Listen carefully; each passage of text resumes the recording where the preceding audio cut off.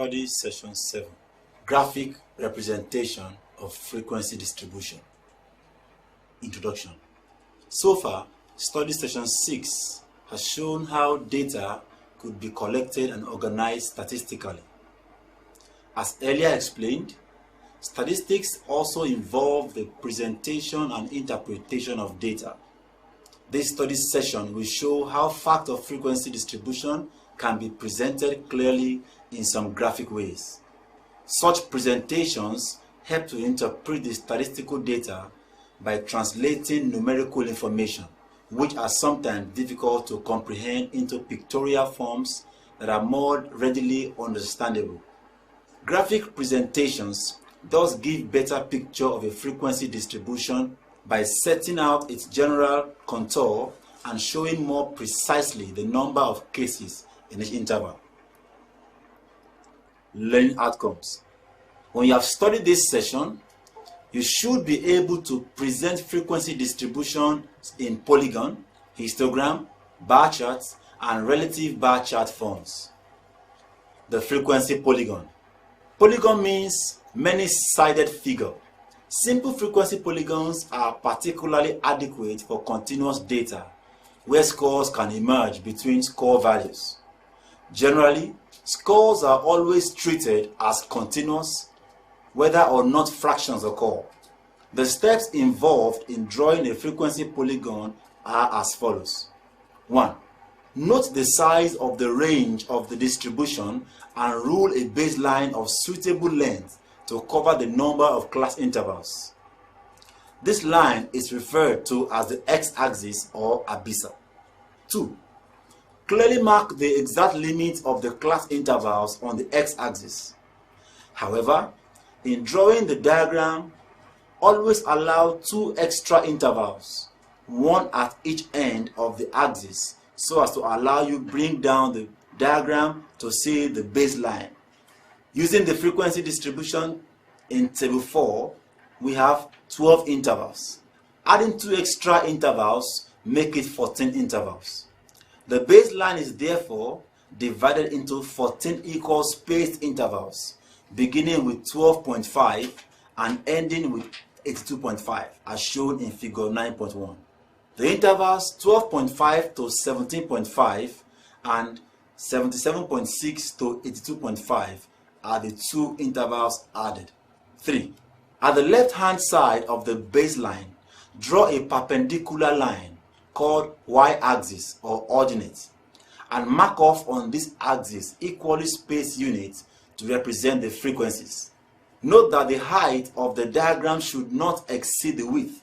The values on the y-axis start with 0. 4. At the midpoint of each interval on the x-axis, go up on the y-axis until a position is reached corresponding to the frequency for that interval and place a dot there. 5. Connect all dots with straight lines to give the frequency polygon. 6. The polygon looks hanging. To bring the polygon to the baseline, extend the straight lines to the midpoint of the 2 extra intervals. Thus, the frequency to be recorded at the midpoint of the added intervals is a 0. The resulting frequency polygon provides a pictorial illustration of the frequency distribution. The histogram. The histogram graph is sometimes called a column diagram. It looks like a bar chart, except that there are no spaces between the bars of the histogram, as can be seen in figure 8.2. The procedure in marking out the histogram is identical to that involved in plotting the frequency polygon. However, there are some exceptions. 1.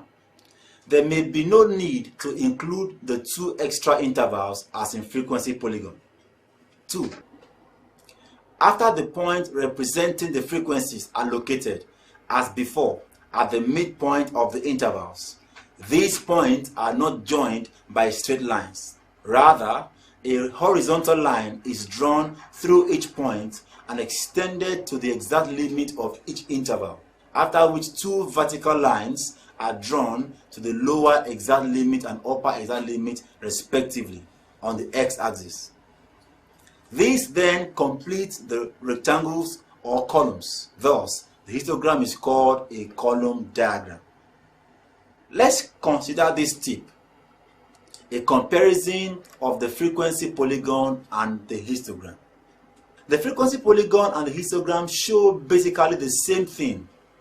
Both enable us to see graphically how scores are distributed, whether symmetrically or asymmetrically, piled up at the low or high end. Both enable us to see at a glance the number of cases falling in each interval. By the histogram is more exact in this than the polygon. This is because in the histogram, each measurement occupies exactly the same area size, and each rectangle is directly proportional to the number of measures within that interval. The frequency polygon is often preferred to the histogram when there is need to give a clearer picture of the contour or shape of the distribution. It is also easy to compare two frequency distributions with the frequency polygon. The bar chart. The bar chart is like the histogram in shape, but with spaces between the bars. This is because bar charts are used in displaying frequency distribution of qualitative or attribute data. Such data have distinct points that cannot be merged, as the case with histogram. Assume the birth and death rates in a country for 5 consecutive years are shown on a table as we have in table 7.1. To represent the birth rate graphically on a bar chart, the attribute, that is year, is shown on the x-axis, while the frequency, that is number of birth, is plotted on the y-axis as shown in figure 7.3. Bar charts can also be used for graphical comparisons between two or more classes of attribute data. Look at figure 7.4 for graphical comparison between the birth and the death rates in table 7.1. Study session summary. In this study session, you have seen that there are 3 basic types of graphs that we use for most data: frequency polygon, bar graphs, and histograms. The simple frequency polygons are adequate for continuous data where scores can emerge between score values. The names of the last two are a bit misleading because both are created using bars. The only difference between a bar graph and a histogram is that in a bar graph, the bars do not touch, while the bars do touch in a histogram.